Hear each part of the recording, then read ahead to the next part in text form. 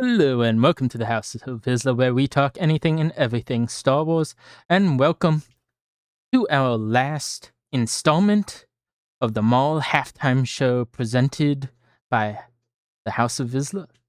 Today I'm joined with Zane from the Sith Dominion podcast and a guest for the first time, Fireball. How are you guys doing today? Good. Pretty good. How has your weeks been? Go first. Busy. It's been very busy. I'm moving into this new house and everything's changing, but that's life. Yeah, life constantly changes. Yeah. Yeah. I opposite. I've just been at my grandparents' house, just chilling, sitting around watching either the news or. So yeah, I've been walking a lot. Past couple days, it's been smoky in Ohio because of the forest fires in Canada. So like walking to your car, it's like you gotta hold your breath. So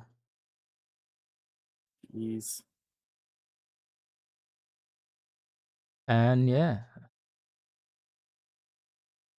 uh, Fives is busy right now, same as Echo. Echo is participating in this episode a bit. I forced him to come up with some questions for a later segment, but it is time to go into the first segment of our show, The Negotiator.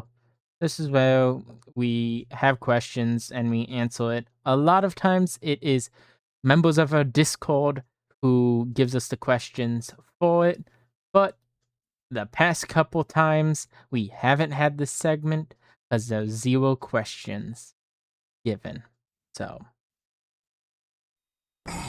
Yes, the negotiator, General Kenobi. So, with this being Fireball's first time on the show and Zane, your second time, just a few questions. Number one, how did you get into Star Wars? I'll go first. I think it was, say, probably about 7. My parents introduced me to, I think it was, A New Hope, and I was like, "This is pretty cool." So then I watched the rest of that trilogy, and then the prequels, and so I was a big fan of that. I watched the Clone Wars movie on DVD on a little DVD player. I loved it because I was young and I didn't know if it was bad or not, but that expanded into like merchandise and stuff, Lego, obviously. Uh, yeah, A and lot then of as Lego. time went on, oh my goodness, yeah, it's uh been less as college has started, but there's some new stuff coming out, so I might have to open up my pocket, grab my wallet a little bit. But so and then recently Star Wars has been good with Maul. Oh my goodness, yeah, we can talk about that on as we go on. But yeah, so Star Wars for me, it's been a part of my life. Yeah. I mean, if people know where I'm from, you'll see I'm on the Sith Dominion podcast. That is my dad's podcast, which I am usually co-hosting with. Granted, I've been very busy, but he's the reason why I got into Star Wars. I mean, I've probably been watching it since I was a baby. Like, it could have been on the TV as my mom was giving birth. I wouldn't know, but I wouldn't be surprised. Like, Yeah. I'm talking every single Saturday morning. As a kid, like, I'd go down the stairs. It's like 7, 8 in the morning. Star Wars is already on the screen. You can smell the coffee and everything. That it's been my life. That I don't think I can remember not having Star Wars. Yeah. For me, I grew up with it. My dad was the one who showed me, and I became more of a fan than he is. So I've seen all the animated stuff, tried to get him to do it, reading some of the books, and then podcasting about it. So, next question is what is your favorite Star Wars movie?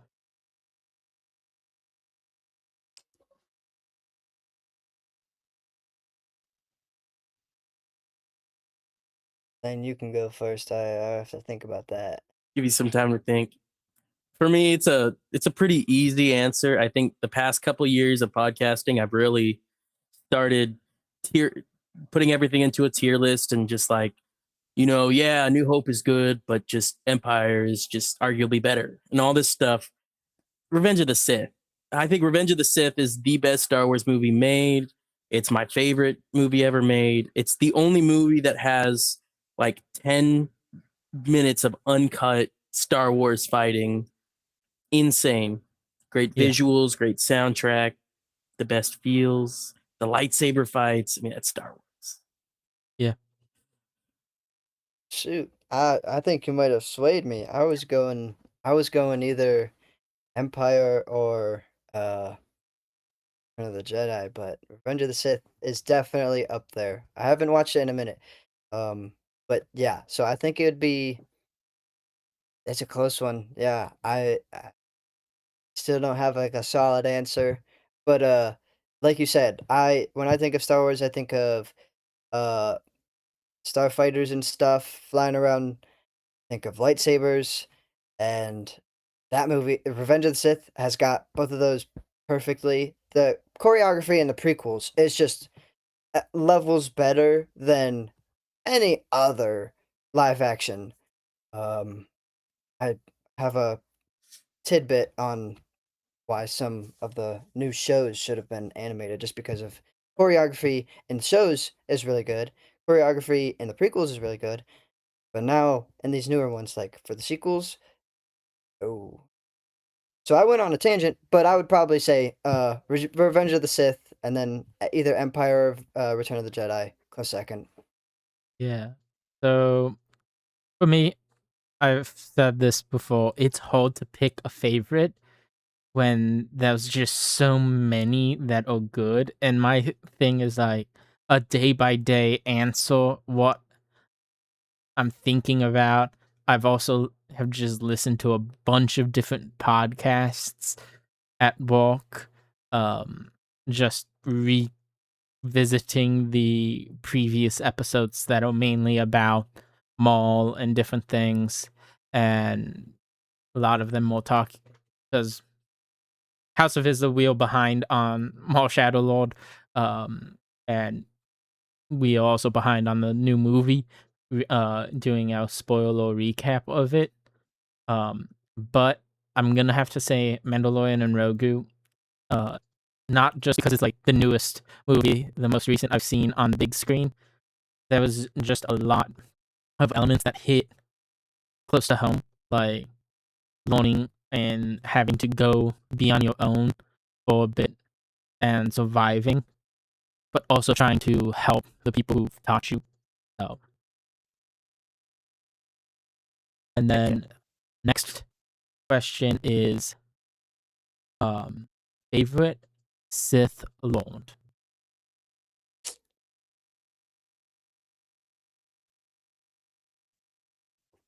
I can That's start far. this one. I'm gonna Yeah. say it has to be Darth Vader.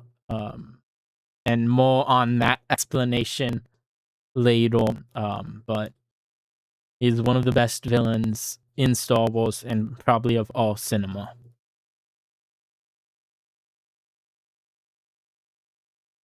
Yeah, I'd have to agree with that. I like if I only watched the first 6 movies, prequel and sequel, I'd be like, Vader's pretty cool, Darth Maul is pretty cool, but Darth Sidious is like the main guy. And then after everything else that I've seen a lot more Maul, I've seen a lot more Vader. Vader and every other single project is like 10 times cooler. He has 10 times much more, like he's a big part in those, even though he's not there for much time. Like in the Jedi games with Cal and Tyr, the final fights, those are awesome. I love those. And so I would also have to agree with Vader.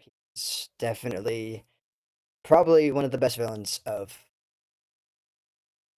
cinema. I mean, Vader's cool. Everyone loves Vader. I think there's no denying how impressive of a character he has turned into. You know, there's just so much there to build on. But I think I have two answers: canon and legends. I think that's fair. Yeah. Canon wise, I think Vader, best Sith. However, my favorite Sith gotta be Darth Tyrannus. I think there's just something about how he was drawn to the dark side through the use of politics and all of that, which I mean, Star Wars is very political. So reading, what was it, like Master and Apprentice, and hearing Count Dooku train Qui-Gon, and then seeing him in Tales of the Jedi and all of that stuff, Attack of the Clones, there's just so much there that just draws me towards him. Now, if we include Legends into that, completely different. I am such an Old Republic fanboy. Darth Revan. Darth Revan will always be my favorite Sith. I think his story is as tragic as Vader's, if not more. If you have played the games, read the book, played SWTOR, you'll see like this huge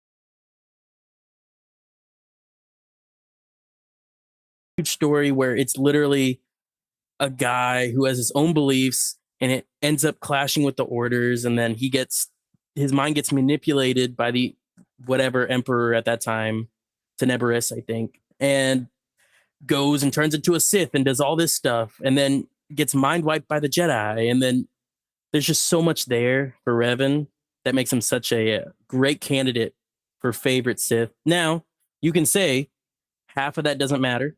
He wasn't a, if we're talking Sith, I mean, that's only like half of his life. The other half was a Jedi. Darth Bane would be the second. I think Darth Bane made the Sith what they are. And I guess he's technically canon, but like I'm Yeah. talking in the books and everything. Like those two are probably my top easily.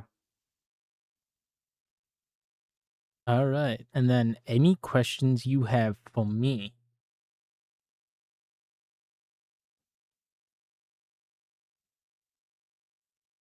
Who is your favorite Chiss?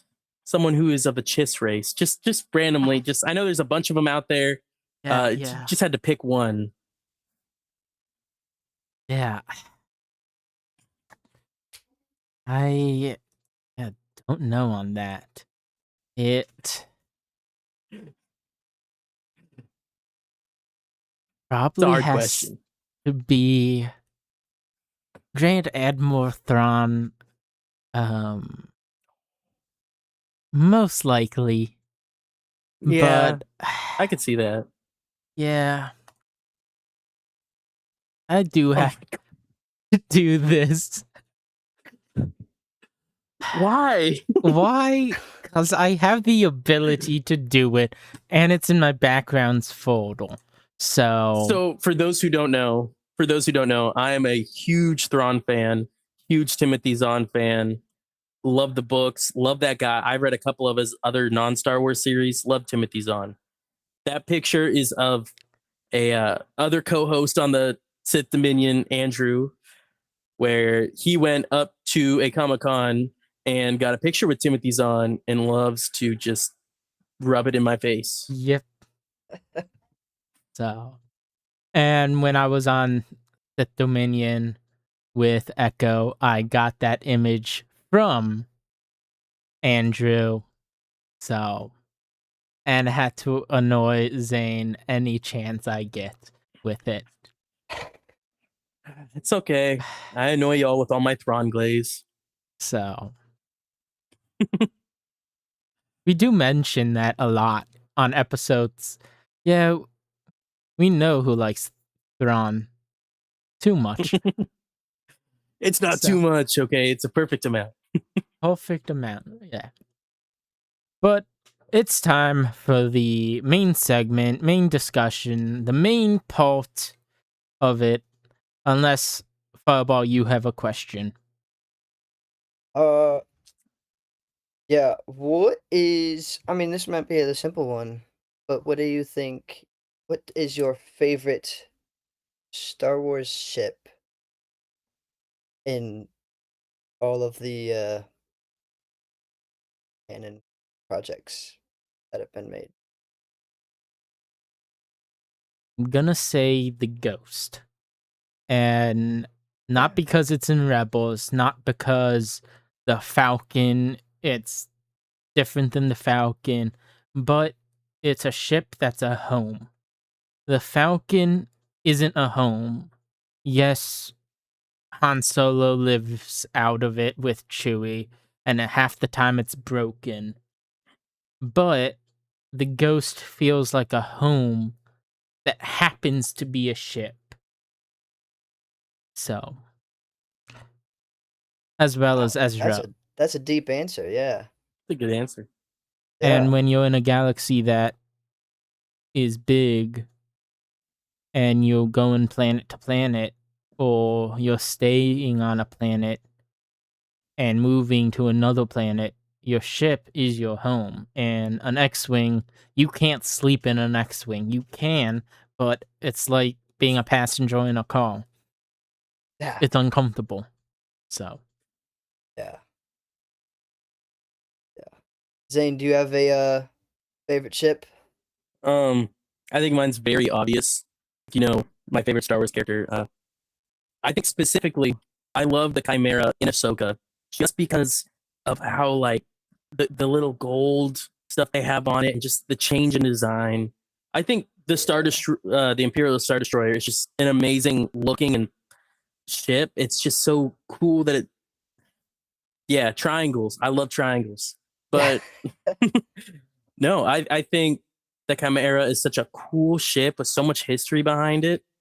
Um, yeah, I just have spent so much time with that ship, rereading all those books. So Yeah.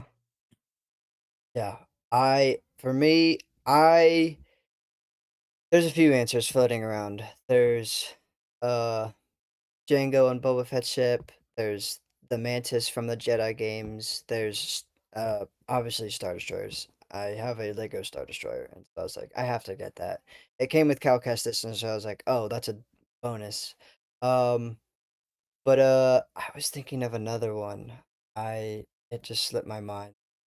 It dang it, I had it, but yeah, if it comes back to my mind, I'll bring it up. But probably those out of those ships would be oh, the Razor Crest. I love the Razor Crest. I'm sad that they blew it up, and then even more sad that they brought it back. I think that might have been a money grab, but hey, it looked cooler than the original in my opinion, so whatever. And it's better for a movie. You can't just True. go around with a starfighter if you're trying to make a movie out Yeah, of a ship. So, that is mhm. true. Yeah, you gotta have more interior space and nothing oh against the the U-wing, I think, was what Zeb was flying.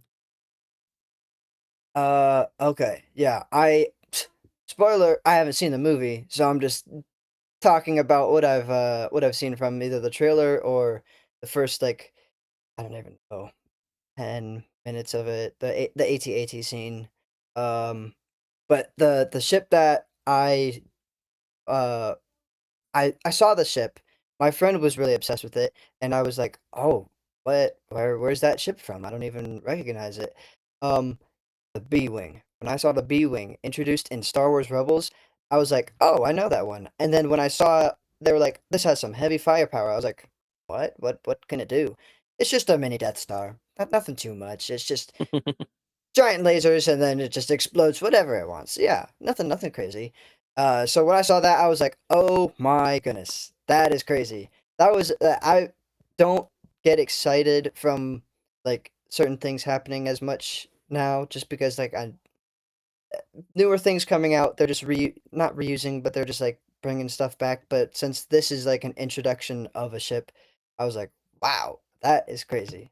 So the B Wing is up there for me as well, just because of the introduction it had in Rebels. Another ship that came to mind was the ship Soul used in Acolyte.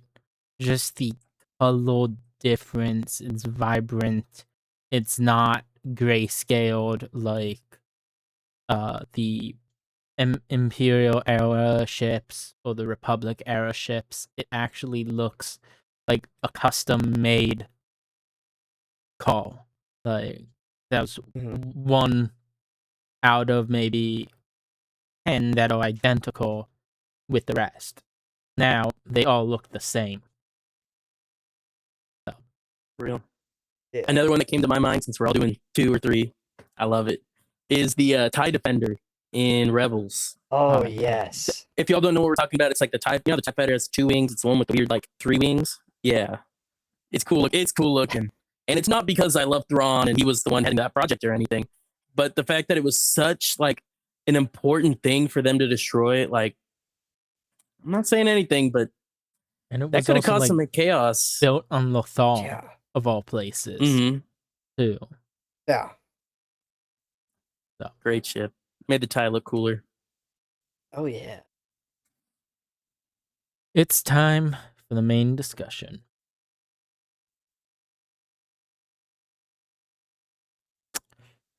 Yeah, Obi-Wan once did. But we are recapping and reviewing Maul Shadow Lord episode 9 and 10, the finale of season 1. Episode 9 is The Escape.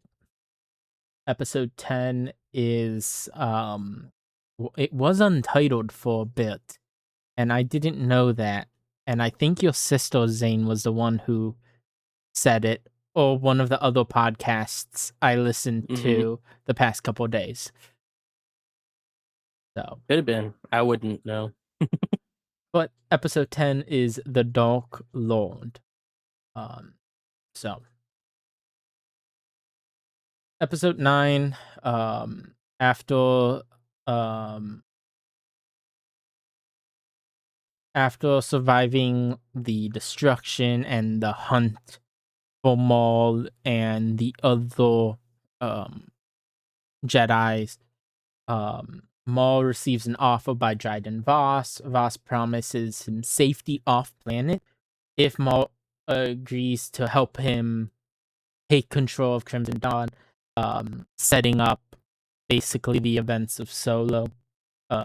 Meanwhile, Maul reaches out to Devon through the Force, uh, convincing her to come meet him because he has the only way off world. Um, so Daki and Lawson are hesitant about it because Maul is a criminal and not that trustworthy.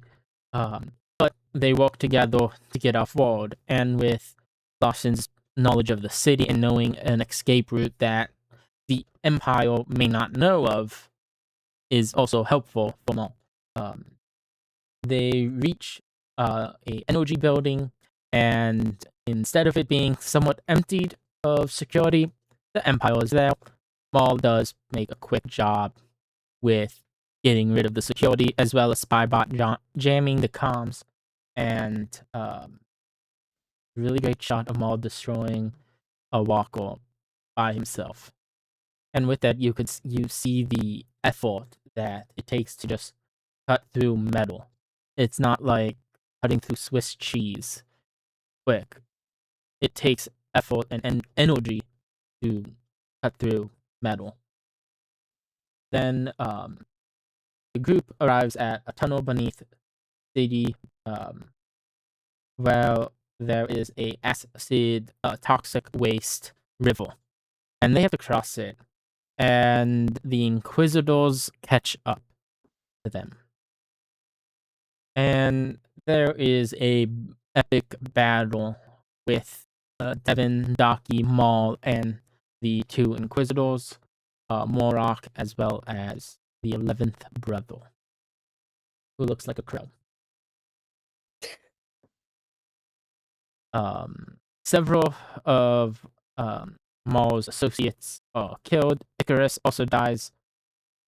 Ibot is gone. He's destroyed with a lightsaber, giving Maul more angle to attack the Inquisitors with.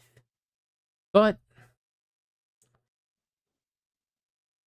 they make it out perfectly fine.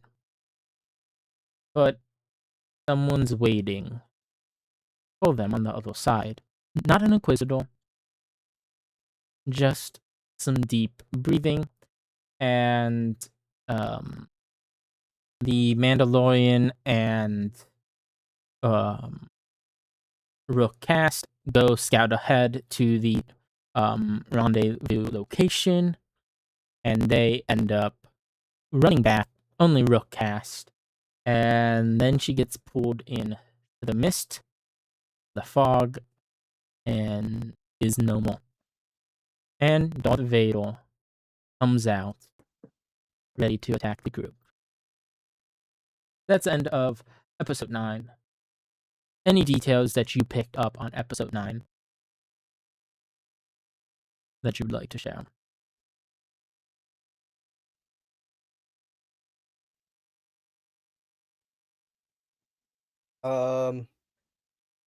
Yeah. So I took a few notes when I was rewatching the episode. A few things that just stood out to me were uh the cave scene, the acid river cave ish scene. That was so much happened in there. I was just like, I was like, whoa. Yeah. Spread it out through the episode or something, because it was like half of Maul's crew dies, like his the Bobot? Night Brothers. That's what they're called, right?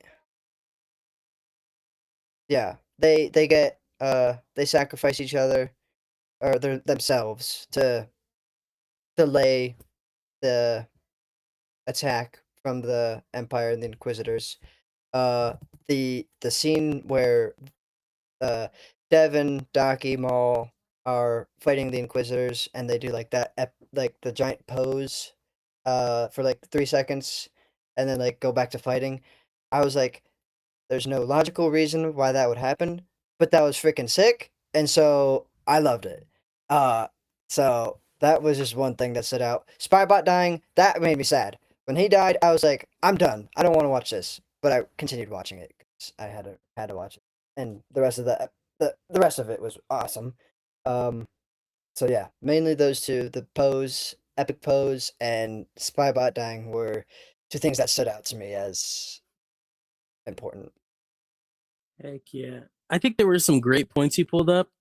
One of the biggest thoughts I had in this episode was that it was weirdly slow, and then it just picked up right away and then dropped back down. Like there was no build up.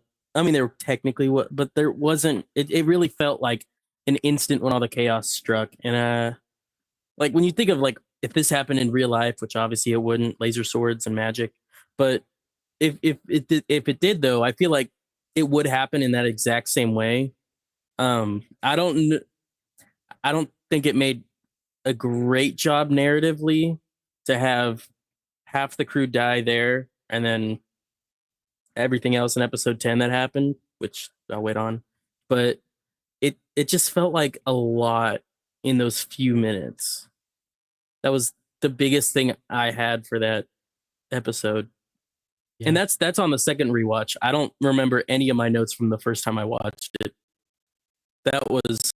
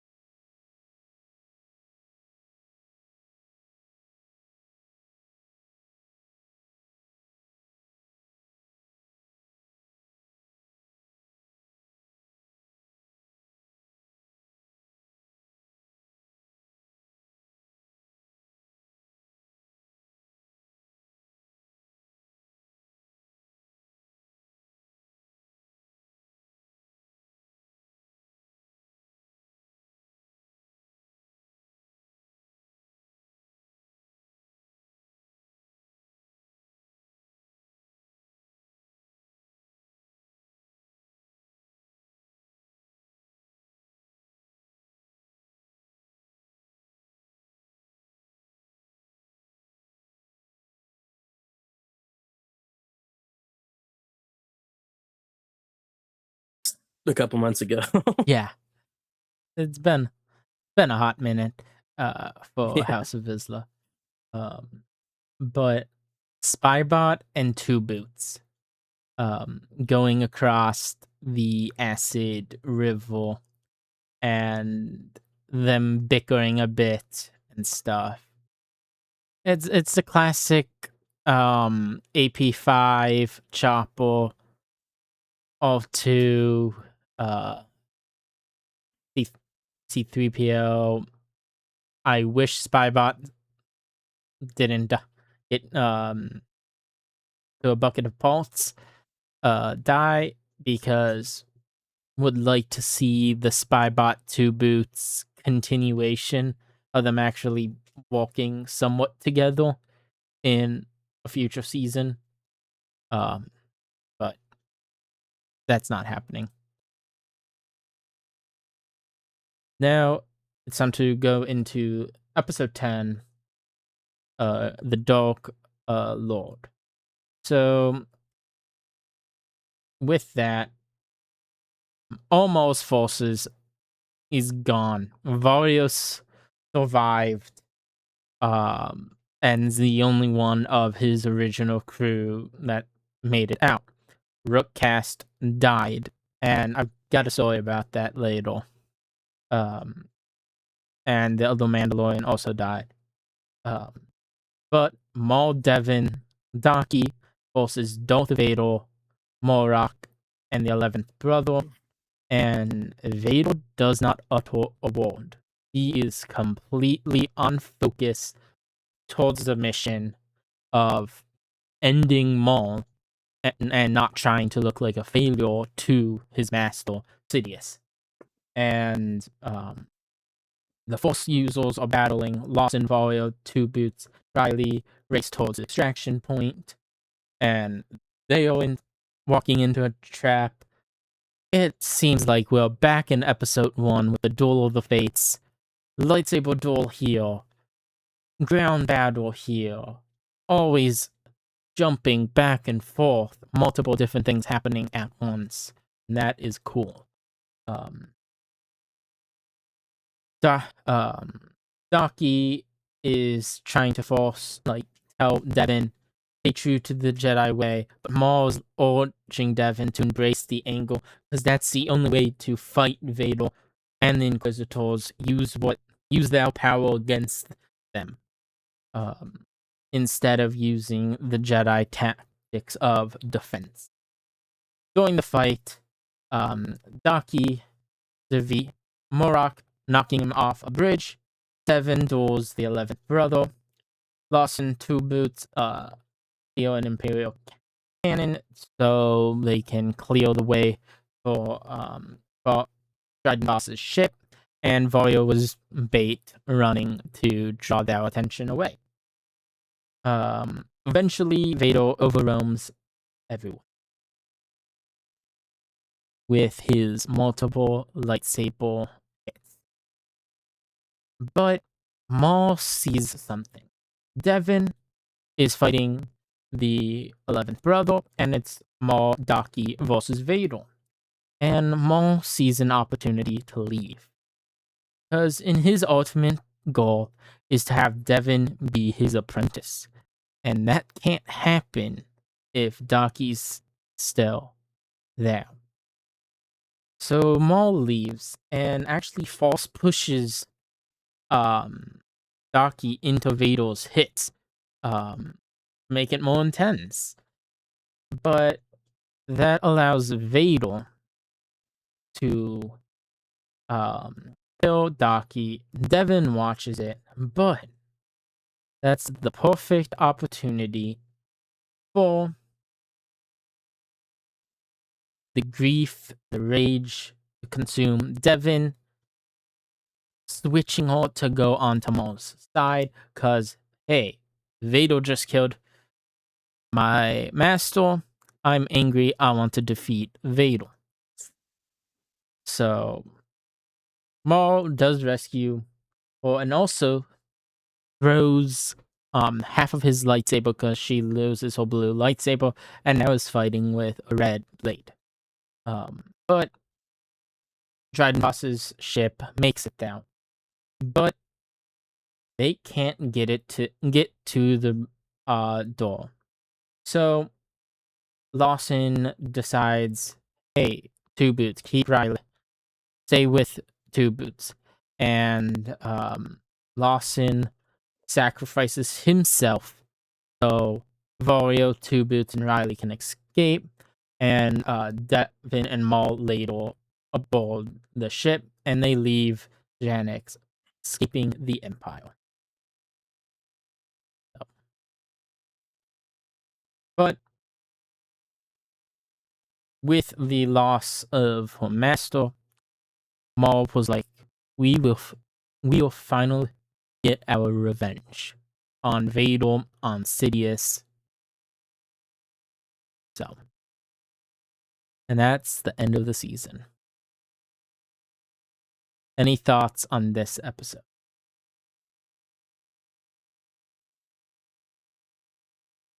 Zane, you can go first. I have a bit. I have a decent amount, but I don't think I have as much as you. So let's do this. So this episode felt a lot more fluid. You know, it definitely, compared to episode 9 where nothing and then everything happened, it really felt like this episode just pushed right through. It didn't feel like it was doing anything crazy. It just felt, like I said, fluid. Now, I think the biggest thing in this episode for me, honestly, was Devin losing her lightsaber in a weird way. Because my thought process here is, we've seen the Acolyte. We've seen what happens when someone gets really angry and pushes into the dark side. Why didn't her lightsaber bleed? I feel like that would have been a perfect moment. Granted, this is why it's a dilemma to me. Yes, she lost her lightsaber, gets Darth Maul's. That's him passing the torch to her.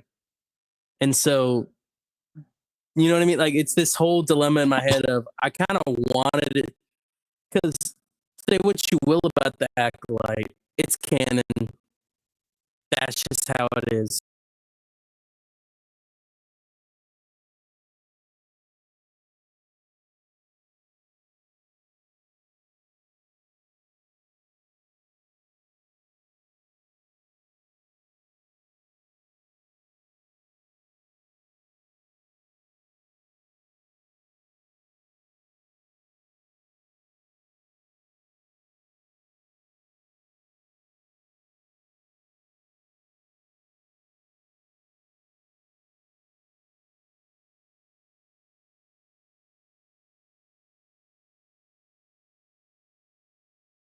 We have to deal with it.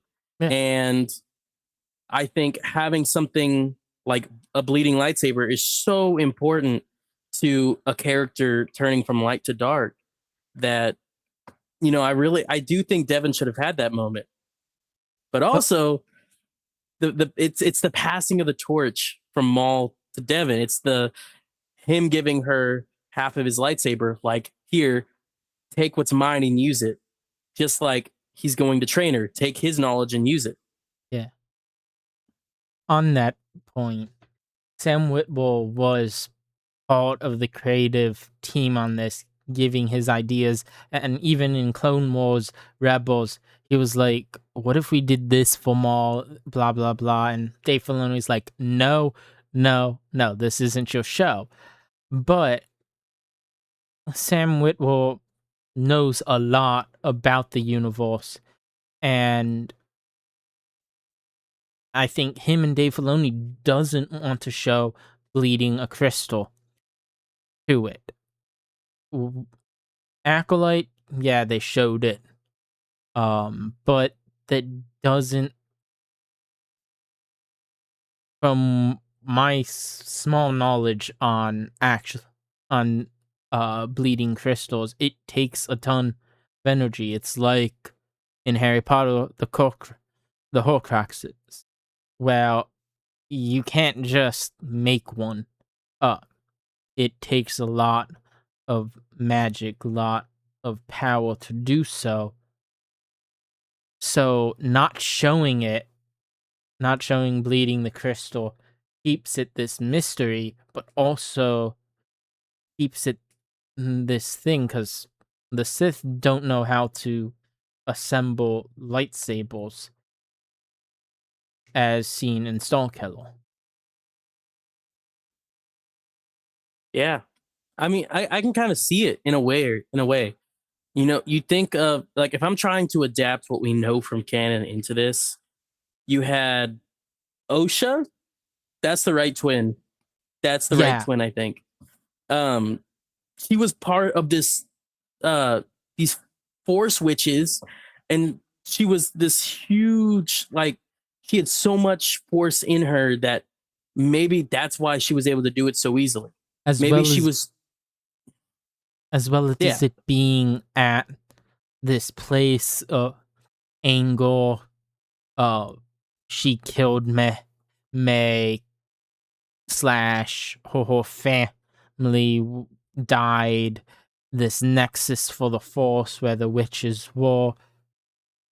There's Mhm. so much Force energy there that it could amplify it to make it easier because of Yeah. location, timing, and everything that happens. Yeah. That sounds like the cop out they'll use cuz I mean, we've seen it in the comics already with I think Vader and how much stress it put on him.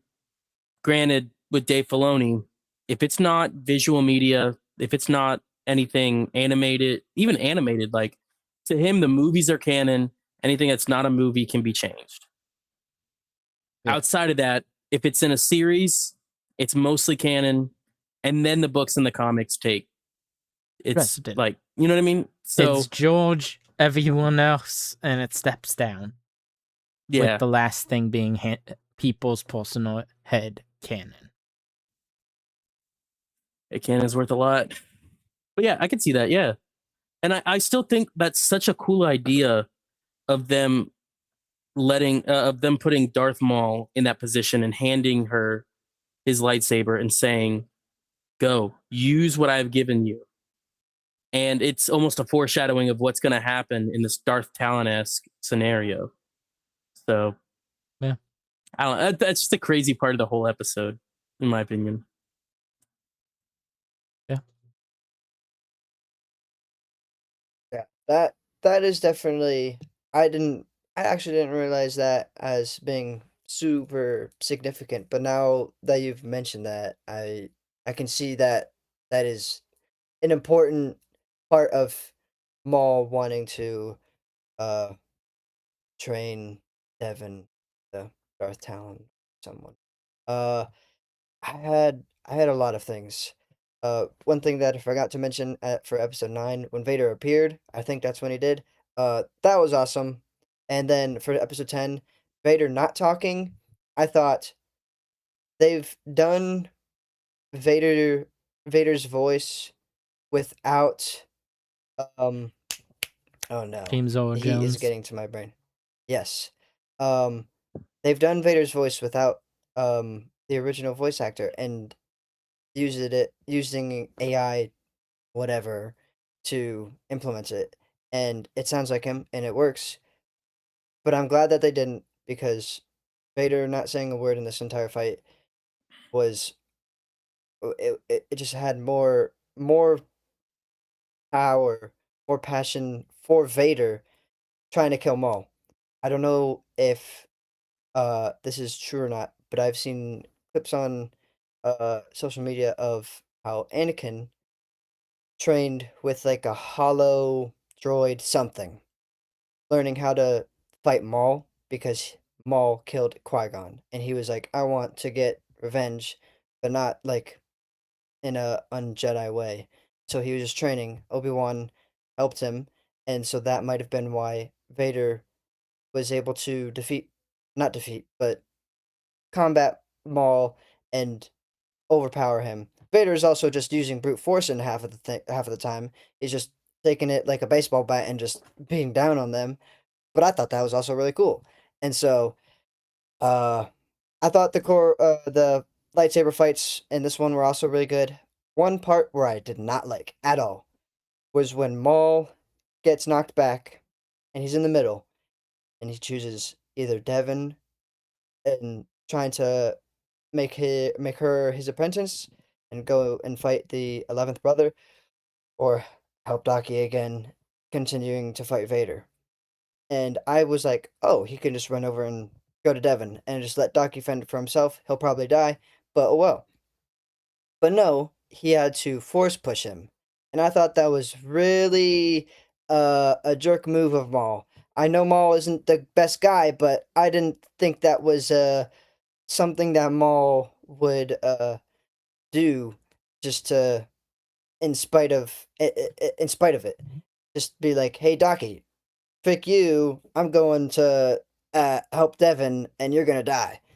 And so I thought that was like that part annoyed me the most. And I I I keep thinking about that as a part that is not my favorite.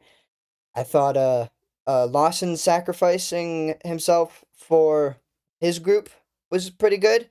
I do think that if you don't see a character die on screen, they're not they're not dead, maybe, because Murrock got pushed off. He's alive. He's in Ahsoka. I don't know if Ahsoka takes place before or after. I'm not too knowledgeable on the Way after. timeline. Way Way after? Okay, yeah. So, Murrock's alive. Lawson might be. But Probably not, but he He's- might be. Kind of alive. I'm not gonna spoil it, but he's not in himself, as far as Okay. we know. Yeah. I have some notes. I took a lot of notes. I take more notes for Star Wars than I do for college, so I'm passionate about this. Uh First brother flees because we know that the first brother dies to Ahsoka in like 2 seconds. Uh because Ahsoka she decides when she wants to fight the Inquisitors, I guess. Uh uh oh, Maul in Apprentices is the funniest thing to me. In Rebels, Maul's like, I want Ezra to be my apprentice, and he's doing all this to try to get Ezra to be his apprentice. And then he's trying to get Devin to be his apprentice. Maul is obsessed with apprentices and having one and being one. When Darth Sidious came back in Clone Wars and met Savage and Maul, he was like, my master, blah, blah, blah, I did all this for you. And Darth Sidious was like, I don't care, I'm killing Savage and getting you out of here. And so I was just like, Maul, get this in your head. Apprentices isn't working out for you, so just give it up. Maul is stuck on three things: apprentices, Obi-Wan Kenobi, and Hideous. Sidious. He's obsessed with Sidious, and so it's Maul. I love Maul. He is. I'm so glad that they decided to bring him back after getting cut in half. Because when I saw like the reveal from Maul in Clone Wars, I was like, did Maul die in Phantom Menace? And it was like, yes, he died. And I was like, okay, who's that then? Oh, that's Maul. So he survives getting cut in half because of rage, and Qui-Gon gets stabbed, dies. Sabine gets stabbed, lives. Somebody else, they all get stabbed, they live. Whatever they Palpatine. choose to do. Who? Palpatine getting blown up in the Death Star. Yeah. That was a clone in Rise of Skywalker. Yes, that was a clone. That doesn't exist. Still, I think what they should do for their next trilogy is cast someone who looks a lot like young Luke and just have the sequence of the sequels, Force Awakens to whatever the last movie is, I don't remember the name. Have that sequence play out, and then Luke wakes up and and is like, "Huh, must have been a bad dream." And then he walks out and you see the temple with him training a bunch of Jedi with like the little bots and stuff. That is my idea for decanonizing the sequels, because as much as I loved Force Awakens when it came out, I was also however old I was and was like, this is Star Wars on the big screen. How could I hate it? But then when I saw the next two movies, I was like, oh shoot, this is terrible. Yeah. Yeah. Like I don't I don't know like how I far you know are in Rebels, but season 3. I think Okay, so I think it's you can either spoil whatever. mid to I've end seen season 3 or season 4. They introduced the world between worlds, where yes. he plucks out Ahsoka from dying and brings her into there. Mhm. The I've Yeah. seen theory clips is of that. among the Yeah. fans is that they are going to use the world between worlds to decanonize the entire sequels. And Yes. And I have a there you go. theory to add on top of that. Because of the world between the worlds, there is a timeline that Ahsoka died. Multiverse. In that The timeline, multiverse. Luke never saves Grogu. Cause who would tell Mando to go to Tython? If he never goes to Tython, Luke never gets the call. If Luke doesn't get the call, Grogu gets snatched up at some point. They have a tracker on the ship. The Razor Crest would get blown up later. Whatever. But then you can work on the cloning stuff and the whole thing keeps going. But because Ahsoka li- um, lives, that whole timeline we see in Mando walks. So, Are you saying potentially the sequels are in that old timeline? potentially. Because I in the last like that theory. episode, we hear Ahsoka say words to Rey. She has Rey Skywalker Palpatine. either she ascends to the world between worlds to take the place of the daughter or something, and is able to do that as a basically false god, or she dies. I think I almost see it as she'll become the daughter in the way of I think it's the first quote unquote book, the first season of Avatar The Last Airbender, where what's her name becomes the moon spirit. She's basically dead. You know, no one knows her like that anymore. But she's still alive. Like Ahsoka is still kicking, but she's this new form. No one knows about her. I don't know. I feel like I don't know. Ahsoka season 2 is gonna have Balin Mm. Skull. We already know that he's looking for the father, the daughter, all that stuff. The mother. So who knows? Who knows? Oh, the mother Abeloth, Yeah. dude. If they bring Abeloth into this, I'm done. That's gonna be insane. Yeah. But if you have anything else to add on these episodes, we can add it later. But it's time to rate this episode from 0 to 10. What would you rate it and why?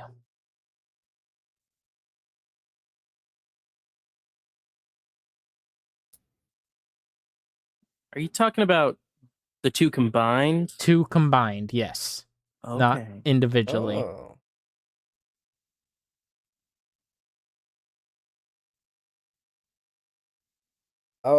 I think I might go. I don't know. I loved both of them. I think there was definitely more action in the second one. Uh, 9.5. I don't know. I mean, there could have they could have done something to make it better, but I can't think of anything off the top of my head.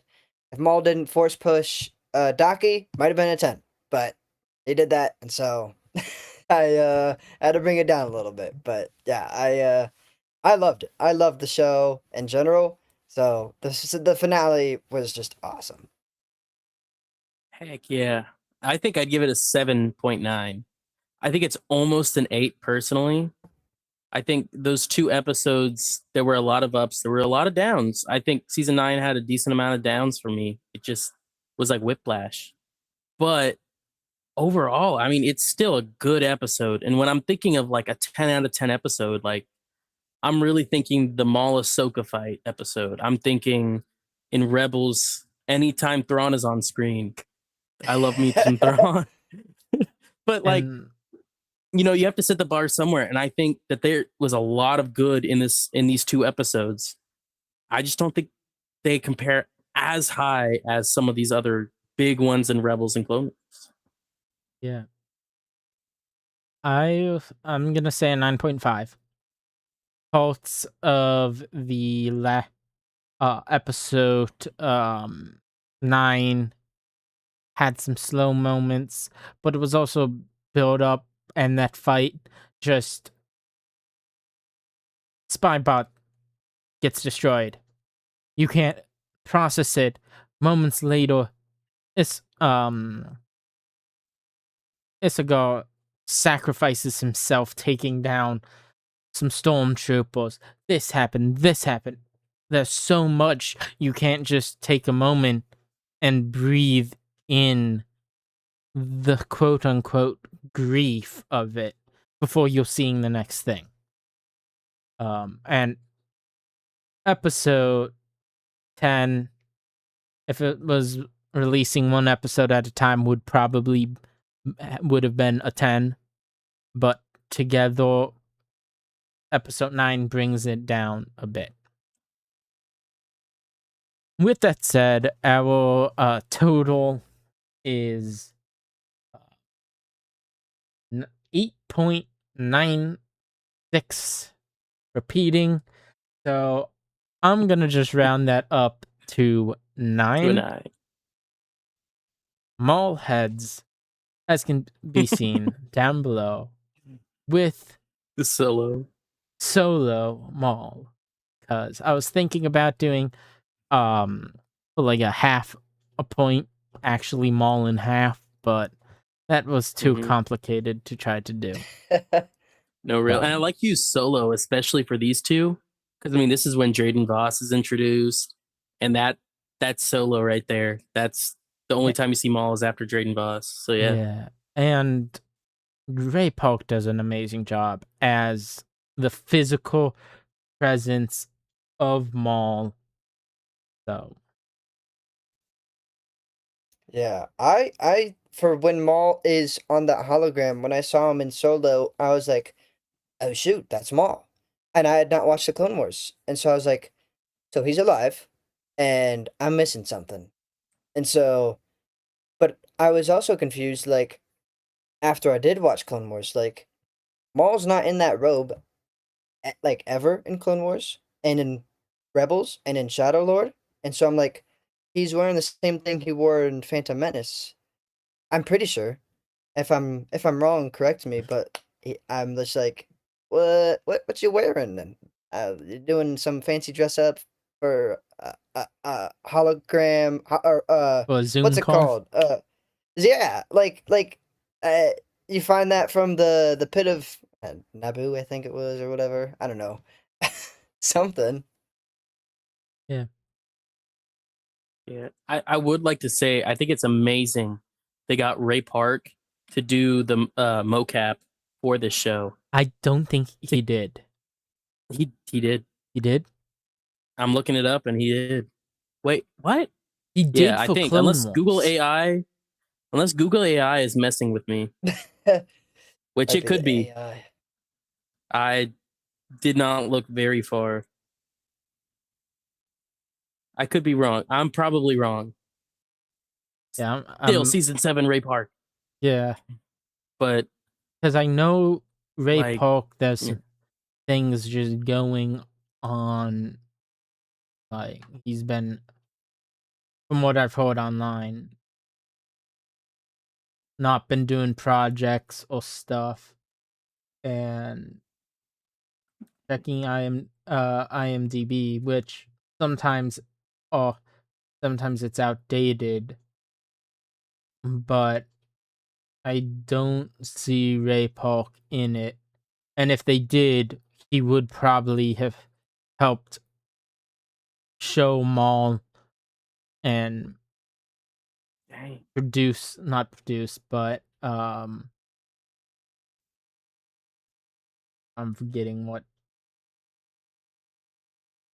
So they didn't use mocap for Maul Shadow Lord. That's my bad.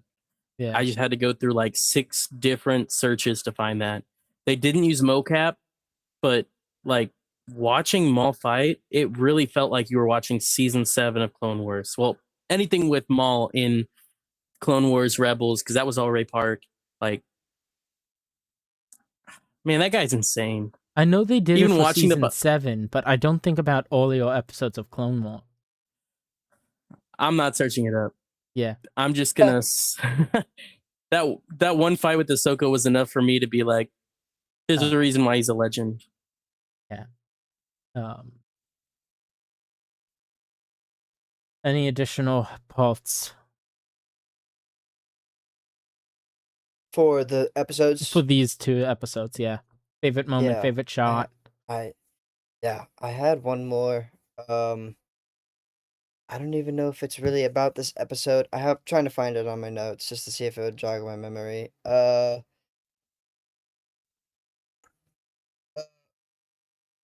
just talk about something else really. So for animated shows, the choreography is amazing with the lightsaber fights. Even if it's Ezra and Kanan who aren't the best Jedi, they're still wielding that lightsaber like I don't even know. A great Jedi. And in the prequels, it's awesome. The original trilogy, it's not the best, but I understand why. The sequels, for Rey, she's swinging that around like it's a Tusken Raider club. That I understand.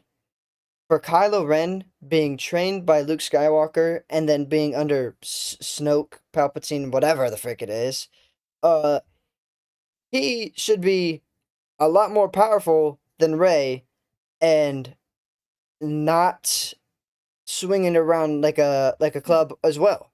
And so, and for Ahsoka season 1, and for uh I didn't watch the Acolyte, but I'm assuming this applies to this as well. The choreography feels really slow, just in general. Ahsoka in Rebels and in I think it's just Rebels or not Rebels. Clone Wars. She's backflip here, backflip there, swinging both lightsabers, and then in Ahsoka, boom, boom, boom. Like you can't do things in live action that you can do in animation, and so I was thinking Ahsoka and maybe even Boba Fett should have been animated. It would have made it a little bit better, in my opinion, because And of cheaper. the characters that we've seen, and cheaper. Yeah, you don't have to CGI everything. It's just all animated on a screen. I feel like Star Wars, awesome, awesome, awesome concept.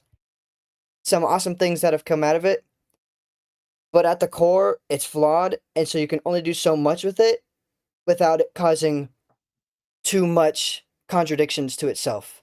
Obi-Wan not knowing R2 in the original trilogy, that's like just a minor thing that sparks a whole lot of confusion. And Obi-Wan being really old for the Clone Wars and then them bringing that alive, that was awesome. But there's some flaws with it. As long as along with the prequels not having their best history and when it came out, that's another thing.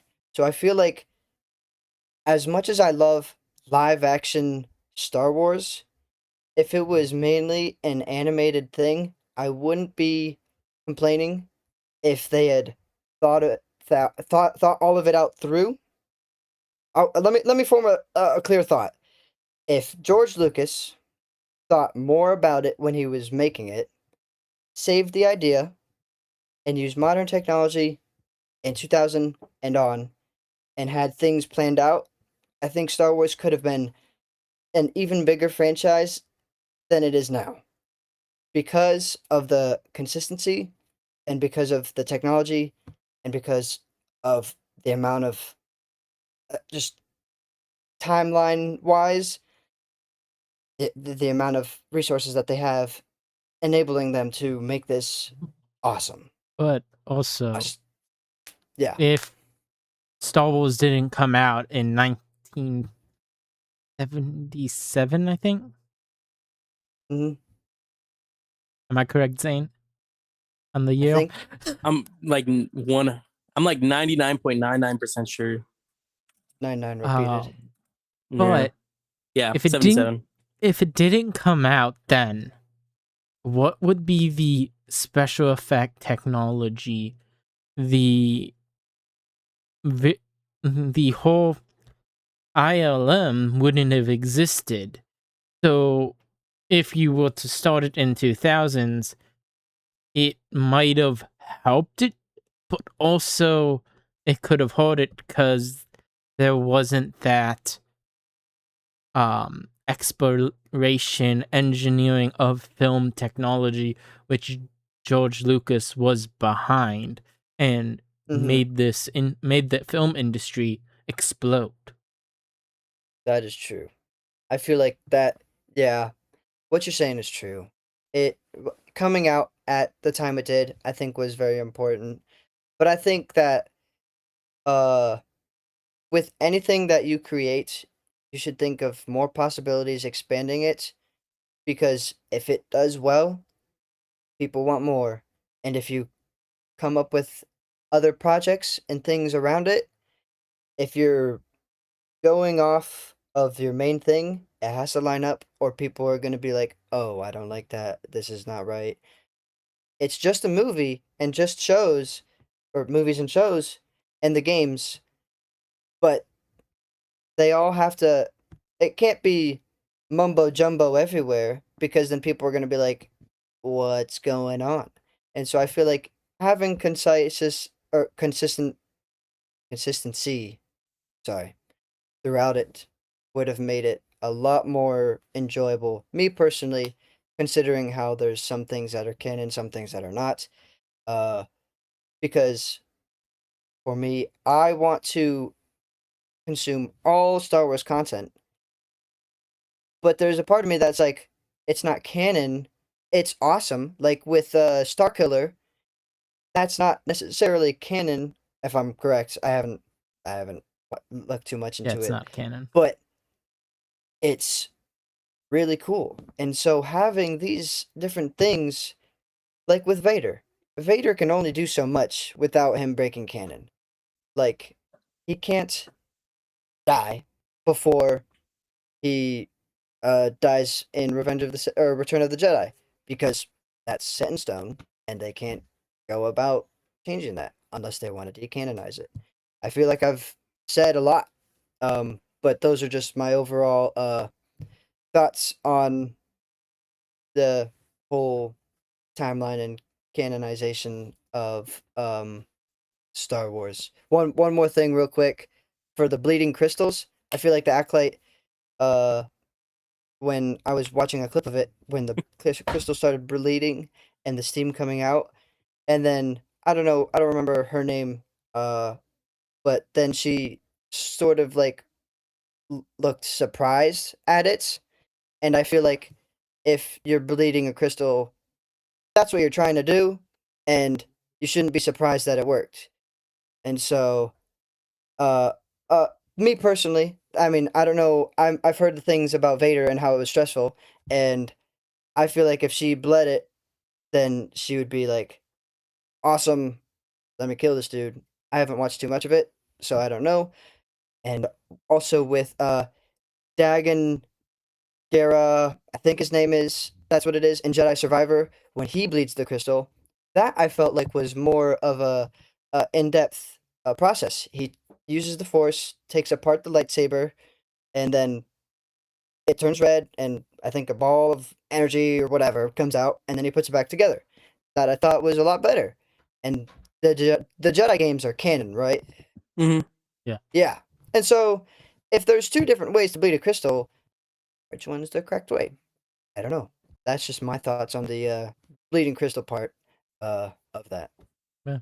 Yeah, I mean that's very real. I think bleeding crystals is such a new topic for all of us Star Wars fans, right? We really hadn't seen any mention of it until Rebels with Ahsoka's lightsabers, which were cleansed or whatever, Yeah. like purified. So Oh yes. it's such a new topic for us that there's so many what ifs and like how. I think it's the biggest question is how, and I think we Acolyte is not the best show. I I think we can all agree if Those from the moments clips we that might were have seen great. or from the might have been a waste of a couple $1 million. But it's canon. It is. So my use of copium is to just try to fit it in any way I can. And in that, I think Tiger made a great point earlier in the show how it was, the planet they were on, they were a nexus. Like there was just so much force there that it amplified it so much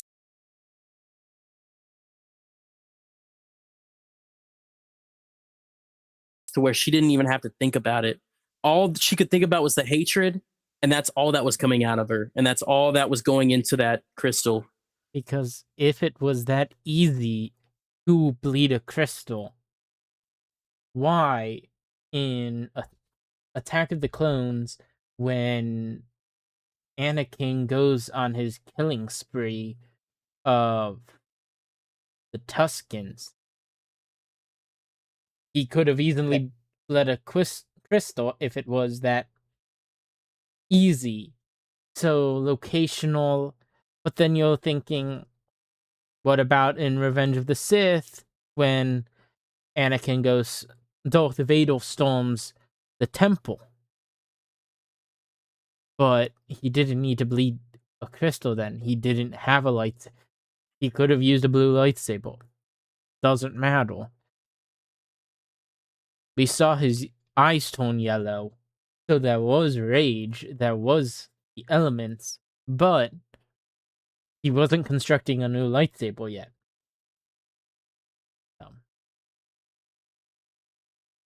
Because the Jedi Temple is also a nexus of the Force. It sits on top of a Sith temple. So there's a lot of Force energy power there. So A lot of questions left to be answered. Yeah. Give me Acolyte season 2. I don't care what it takes as long as it's not bad. Come on. Answer me some questions. Yeah. Let me see Plagueis half naked in a cave again. That's what I want. Maybe Maul Shadow Lord season 2 will answer these questions. Maybe. No, but getting back into I was gonna say getting back onto Maul, but if you want to go for a second. Yeah, like back to Maul.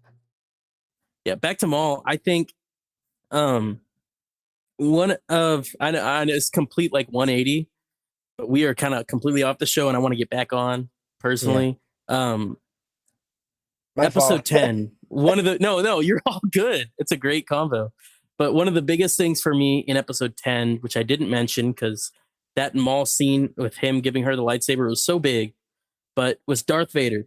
And as you said, how he didn't speak and how he didn't do all this stuff, bringing it to the comics, like he was such the ruthless killer, he didn't show his emotion through his words. It was always through his actions. And even in Legends and everything, it was always through his actions, especially in such an early stage of his Vader career. Like this is a good amount of time before even A New Hope. Like this is when he was new to being Vader. He probably only been Vader for a few years at this point, and that's what he did. He was a silent killer. He would go and he would do his job, full of rage, but minimal talking, minimal all of this. It was all of everything you could see from him was all through his actions. even with Maul in Phantom Menace, he rarely spoke. He was doing his job.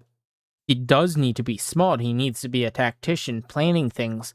Because, like Sam Will says, Palpatine doesn't need someone who can just do cool flips. He needs someone to be smart and know what needs to be done.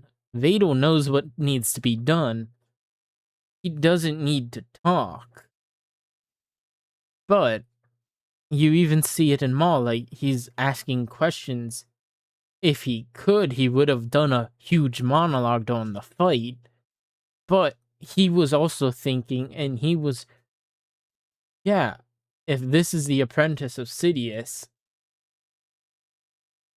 he knows that Sidious needs someone who's smart, a tactician of his reign. So, Yeah. any other thoughts? I mean, I think I thought it was funny how Maul, when he's fighting Vader, he's like, "What are you? You're no Inquisitor." And like Maul's doing all the talking, Vader's not talking. Maul's asking questions, and Vader's just Maul's asking questions to a wall. Basically, he's like, "Hey, how are you doing today?" Wall says nothing because it's a freaking wall. It's so. I thought that was pretty funny, and how uh Maul was like, Maul was the talker, uh, and Vader was just beating his butt. Yeah, I think, like, especially after that fight against Kenobi, when he's finally put into that suit, he is fully consumed with that. I'm the apprentice. I'm going to do my job and just do it. And also, No other questions. the He pain. loses that later on, but yeah. But also the pain. Vader didn't have the nicest suit. He could have got Palpatine could have given him this nice suit that's comfortable. But no, he gave him the one that's torturous, painful. Because you take the pain, you take the rage, it helps you connect with the dark side of the Force. So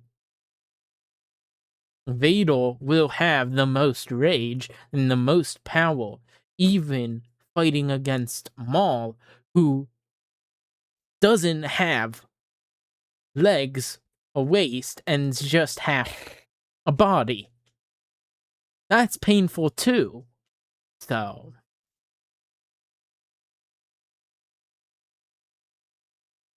Yeah. but I think it's a great time to go over into our will of the false question. This is where either me or one of my co-hosts proposes a question. This time it is Echo who proposed a question. So I gotta pull it up right now because I don't want to open Discord on my computer because fun things could probably happen.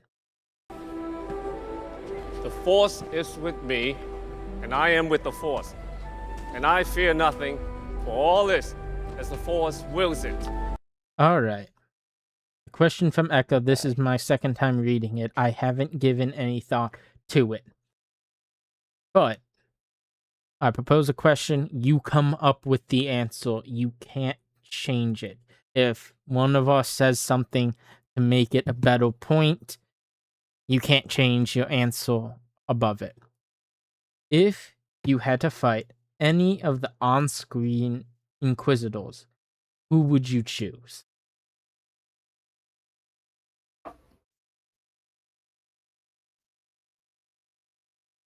In Maul, In all of that we've seen. So that's Rebels, Obi-Wan, Tales of the Sith, or the Empire, whatever it's called. Oh, I have a really easy answer. I guess it's, I don't know. I had to change locations because I have gotten kicked out of the room. Who I think it is I'm not gonna. I don't remember the name. The one Inquisitor in Kenobi that tries Reva. to go up against Vader. Yep, Reva. Mm. Yeah, her. Right there. Boom.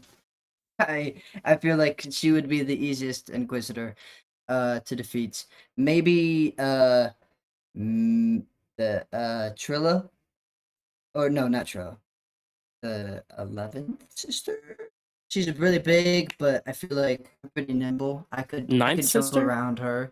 in Jedi. Ninth Jedi Fallen Order, is that the ninth sister? I didn't Yeah. know if I She's got like that. kind of Yeah. yellow. So yes, yellow, and then she survives and has like a robotic cannon foot. Yes, Yeah. either her or Reva. For reference, these are the Inquisitors that so far has been mentioned. Any of the ones that are Oh. more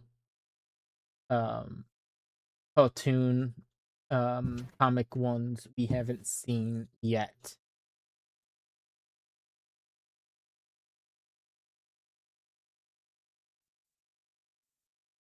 Nine. I'm like counting now. Yeah. Either for me, either third sister, ninth sister, or I feel like Barris Afi. I feel like she seems pretty new in the lineup. There's a couple that I don't know, so I don't want to mess with them. They might be Yeah. scary. Mm-hmm. Yeah. Honestly, in terms of surviving, Barris. Barris will be the way to survive. I think there's no other one that I personally would live against.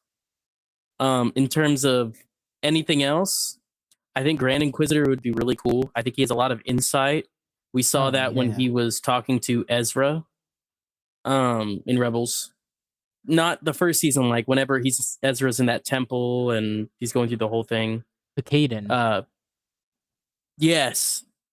If not that, honestly, seventh sister, eighth brother, like I just think the helicopter is so goofy and funny. Like if I could defeat them, I would take that and use that so much. I think just having the helicopter blades is so funny.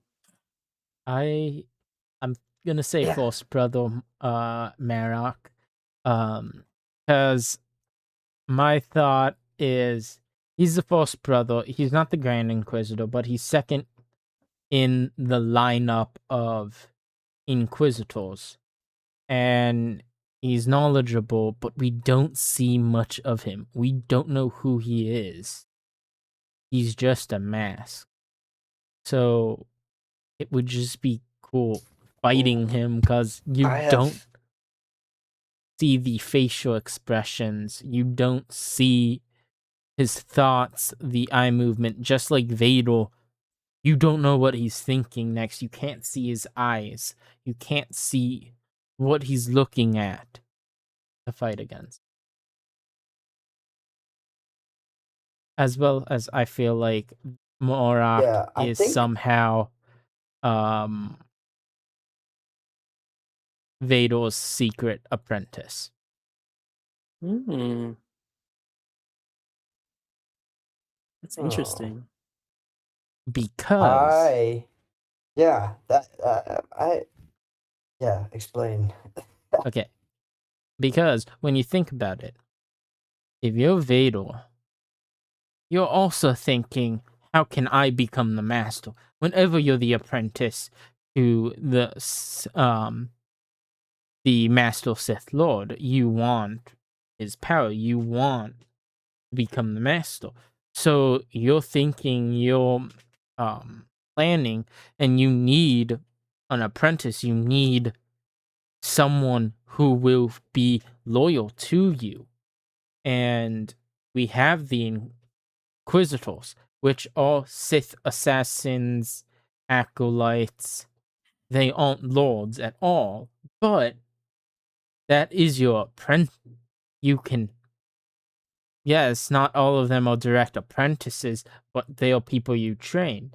And if somehow Star Killer was a thing, it would have been an Inquisitor, because that's how you hide it. If you're Vader, you're hiding your apprentice among the Inquisitors, because you don't want Palpatine finding out, because he may get rid of you. And the False Brother seems like the most plausible person, because there is no, we don't know the face, as well as Mhm. it's the second in command under the Grand Inquisitor.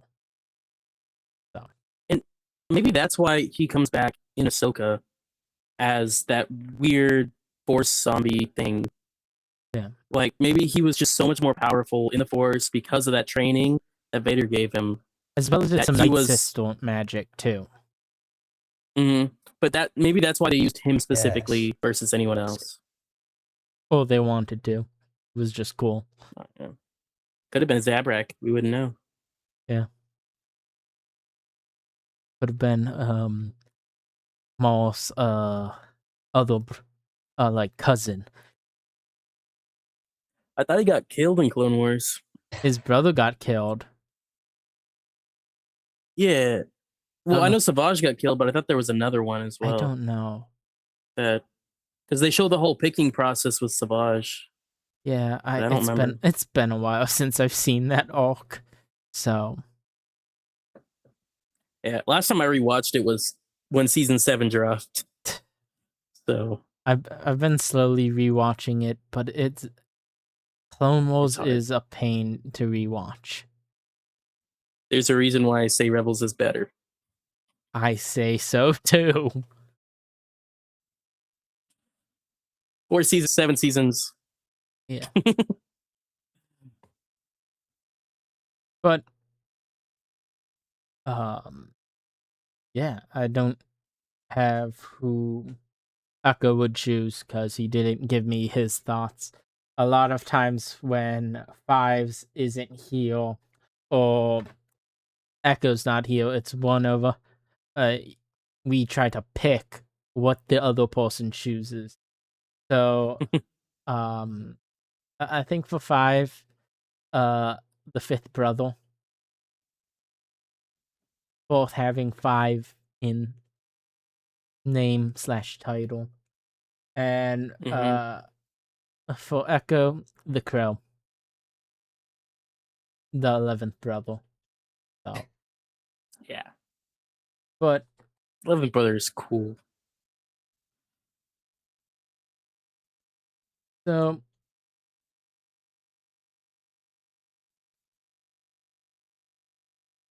so we're coming up to the last part of our segment show, a new segment which, if you've listened to previous episodes, me, 5, and Echo, we've talked about it, we've dabbled about it, but we haven't made it a full segment yet. And I've been working on getting our newsletter set up, and I now have a name for it. It's Walking the Way. In Star Wars, it is a story of good versus evil. And that's how George Lucas made it. And with good ultimately winning over evil. So in Star Wars, we have a lot of phrases. This is the way. And may the Force be with you. And may the Force be with you is this like goodbye leaving phrase. And goodbye is a shrunken down phrase, because back in the days of Israel, in biblical times, they would say, when you leave, may God be with you, when you leave the walls of a city. And over years, it's been shrunken down to goodbye. So, it is time for Walking the Way.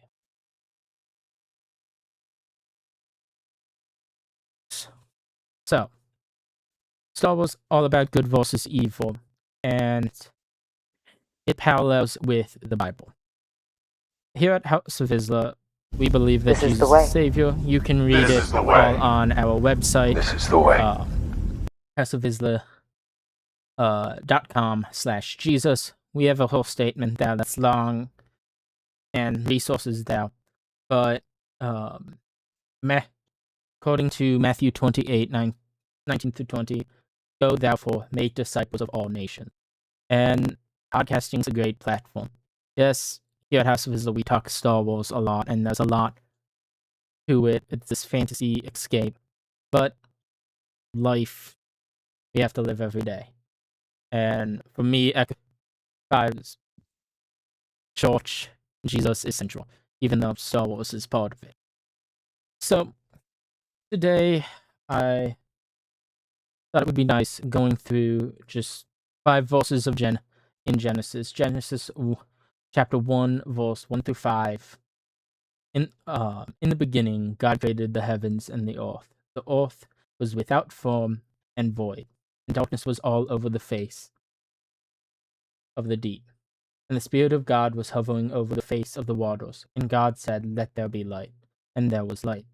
And God saw that the light was good. And God separated the light from the darkness, calling the light day, and the darkness night. And there was evening, and there was morning, the fourth day. This small portion of scripture and all of the creation story shows God's power. That it's above our own power. He can create. If I say, I want a Coca-Cola, it's not going to appear on my hand. I can't ink it into existence. I can get an unsweetened tea, but that's because I have it next to me. I didn't create it. But I can make different things. Humans have the ability to make cool things. Like this t-shirt Echo made, which is pretty cool. Also on our website. But God's power is greater than what we can do. You guys have Amen to anything that, to add brother. to that? I think that's just such a powerful thing to think of. And honestly, coming from someone who loves to study history and loves to talk with a lot of agnostic and atheist people, like having an introduction into this giant book just shows so much power into 5 verses. He was literally, let there be light, and there was light. And he created all this, and he said that there be night and day. He just did. And I think it's such a powerful thing to think about. Like that is, I don't even know how to explain, but like that is just so big. And I think coming from someone who has talked with all these people, like an introduction into a book like that really sets the stage for what it's about, what the whole thing is about. It is about how God is all powerful, how God is all seeing, all omnipotent. He knows everything, he does everything, he can be anything. And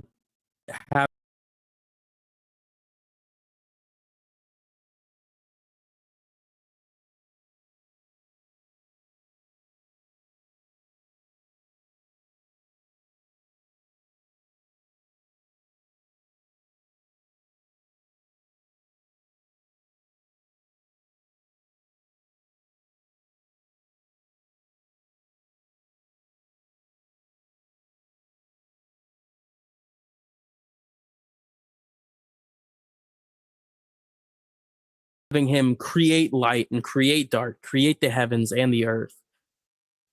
That is such a great way to open a book to show everyone that this is who I am. Yeah, I'm me and Echo, we study computer engineering. We know how to code. And me and you, Zane, we've talked about it. You know how to program, right? A little bit C++.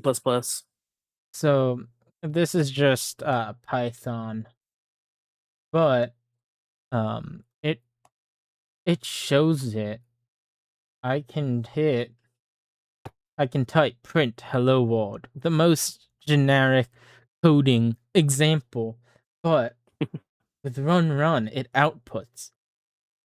That's a small example of creation. I can type it, I can speak, and something happens. But creation? Look around you. When the sun sets, when you're hiking up a mountain, you can see the complexity in creation. Bubble? Yeah. No, I definitely agree with that. I feel like that the Bible is not only just a history book. Everything in it is true, and whether like whatever religion uh or belief you have,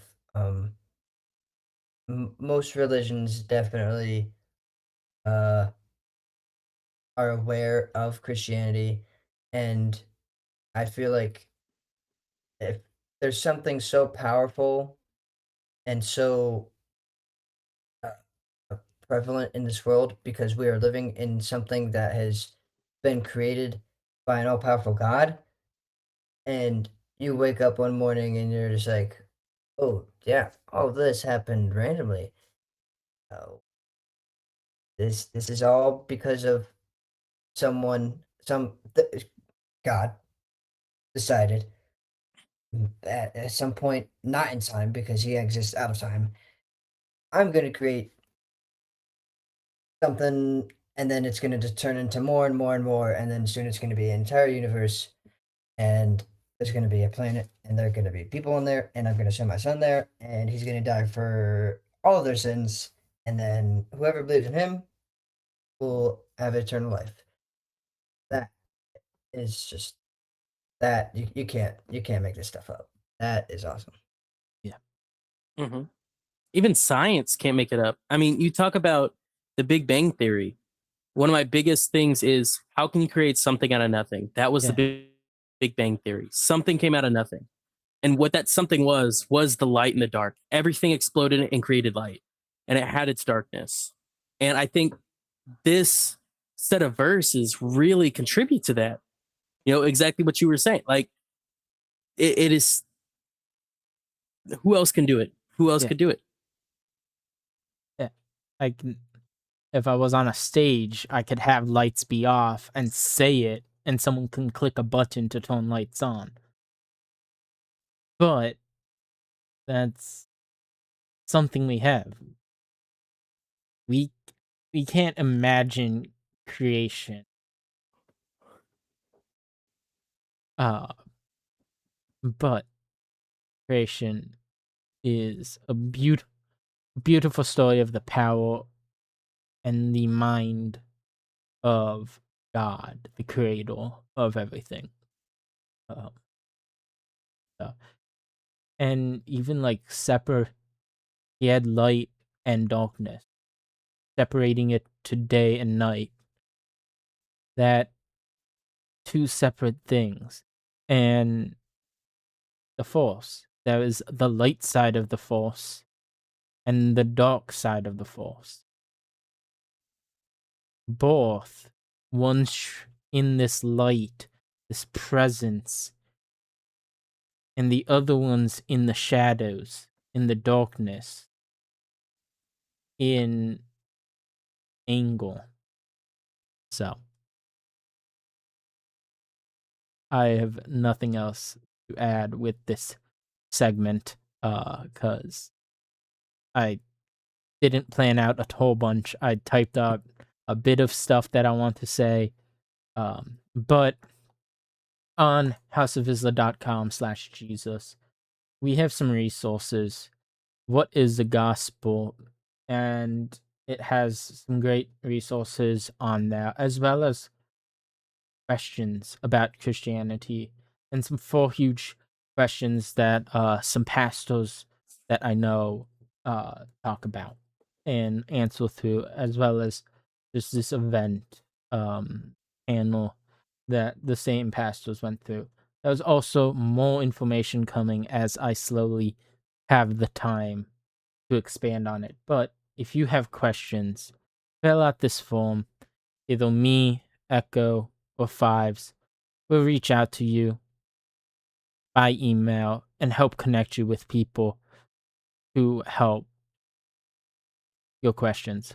I don't know all the answers, but I know people who can get you close to the right answer.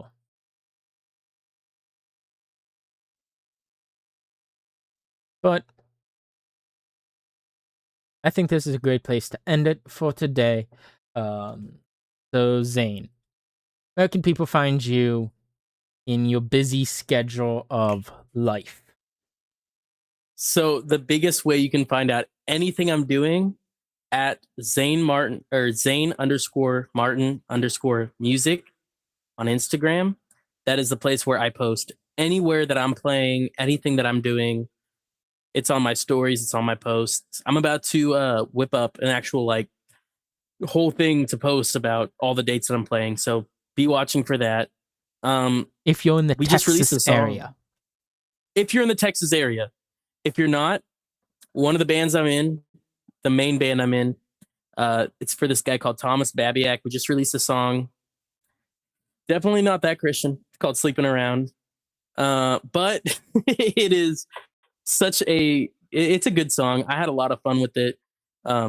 It's out on anywhere. You can I think we released it like a week or two ago. But Sleeping Around, Thomas Babiak, great song. If you have any other questions about this and say you sent some to House of Vizsla and you want to also ask me, you can ask me there. My DMs are always open for any questions about anything Star Wars, Christianity, anime, anything. Trust me, I'll know what I'm talking about. I'll know what you're talking about. I'll know what I'm talking about. It'll be a hoot. We'll have a lot of fun. Yep. Also check out the Sith Dominion podcast, where Zane's father hosts it weekly Tuesdays at 9 p.m. Eastern time.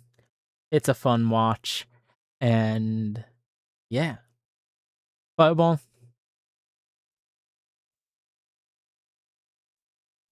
Yeah. So I have Instagram and YouTube. They're both the same. Underscore stumbles underscore. I haven't posted on YouTube in a minute. But Instagram, I am going to. I've been dabbling over the summer, but I will definitely pick it up. And then as college starts, I'm gonna hopefully get to a routine of posting whatever comes to my mind for that, and I will also have better camera quality with that because right now I am in a location that has 200 kilobytes. I don't even know, one below megabytes of upload. So that's Megabits, yeah. not good. Yeah. Yeah. Well, said House of Vizsla at House of Vizsla on Instagram and YouTube. Best place to find all the links is houseofvizsla.com. And if you want to support the show in any way, check out our merch, but also sign up for our newsletter. That's where we add more stuff to it. I may reach out to Zane for some lore moments, potentially, if he wants to do some writing. But check out House of Vizsla's Discord once we start doing live shows, which will probably happen once me and Echo and Fives start planning out the first our fall and spring semester of craziness that is soon to start. But yeah, make sure to subscribe here on YouTube if you're listening on an audio feed, aka only Spotify. Make sure to rate us there and share with a friend. But that said, may the force be with you.